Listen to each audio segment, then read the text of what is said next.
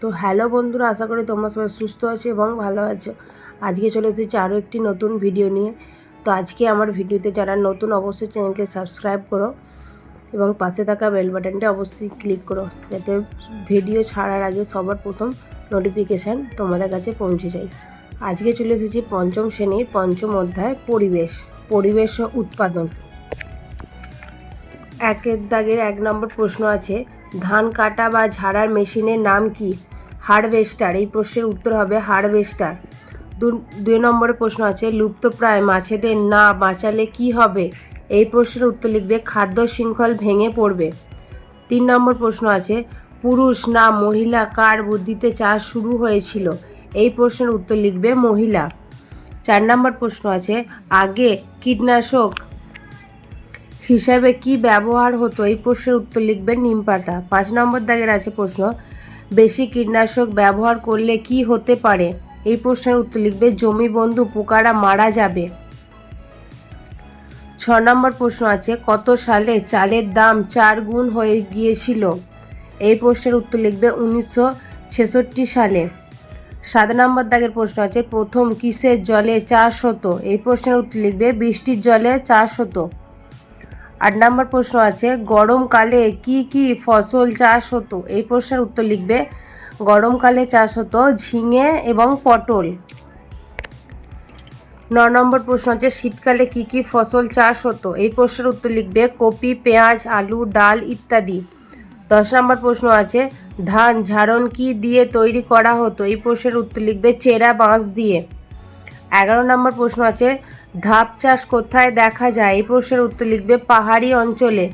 12 দাগের আছে, দার্জিলিংয়ের প্রধান ফসল কি? এই প্রশ্নের উত্তর লিখবে চা। 13 নম্বর প্রশ্ন আছে, দার্জিলিংয়ের বৃষ্টির জল কোথায় যায়? এই প্রশ্নের উত্তর লিখবে মহানন্দা ও তিস্তা নদী দিয়ে তরাই অঞ্চলে নেমে যায়।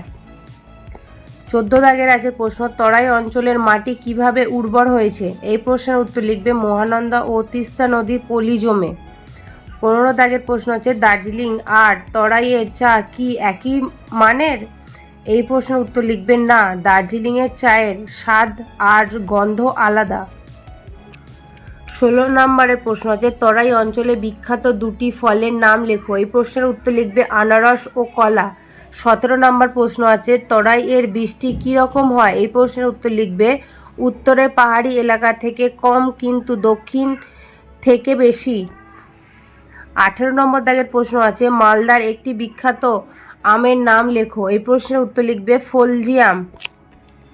19 নম্বর প্রশ্ন আছে, রেশম কীট পালনের জন্য কোন গাছ চাষ করা হয়? এই প্রশ্নের উত্তর লিখবে তুঁত গাছ। 20 নম্বর দাগের প্রশ্ন আছে, মালদা ও দক্ষিণ দিনাজপুরের অনুর্বর অঞ্চলে কি চাষ হয়? এই প্রশ্নের উত্তর লিখবে তুঁত গাছ। 21 নম্বর দাগের প্রশ্ন আছে, দামোদর নদের 2 পাশে কি চাষ হয়? এই প্রশ্নের উত্তর লিখবে আলু চাষ। 22 নম্বর দাগের প্রশ্ন আছে, আলু পাতা কি কাজে লাগে? এই প্রশ্নের উত্তর লিখবে জমির সার তৈরি করতে। 23 নম্বর দাগের প্রশ্ন আছে, ডিবিসি এর পুরো নাম কি? এই প্রশ্নের উত্তর লিখবে দামোদর ভ্যালি কর্পোরেশন।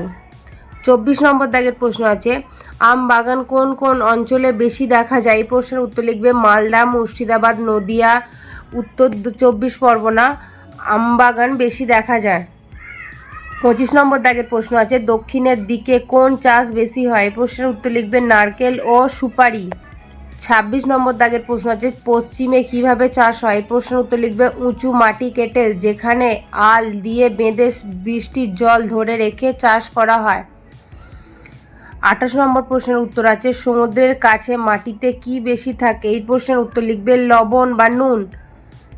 28 নম্বর দাগের প্রশ্ন আছে, দক্ষিণের নোনা জমিতে কোন ধান চাষ বেশি হয়? এই প্রশ্নের উত্তর লিখবে আমন ধান চাষ বেশি হয়। 29 নম্বর প্রশ্ন, দক্ষিণ অঞ্চলে কি কি মাছ চাষ করা হয়? এই প্রশ্নের উত্তর লিখবে পার্শে, ট্যাংরা, ভেটকি, পাবদা, কাতলা, কই, মৃগেল, চিংড়ি, সরপুঁটি ইত্যাদি। 30 নম্বর প্রশ্ন আছে, বারুইপুরে কি বিখ্যাত? পেয়ারা।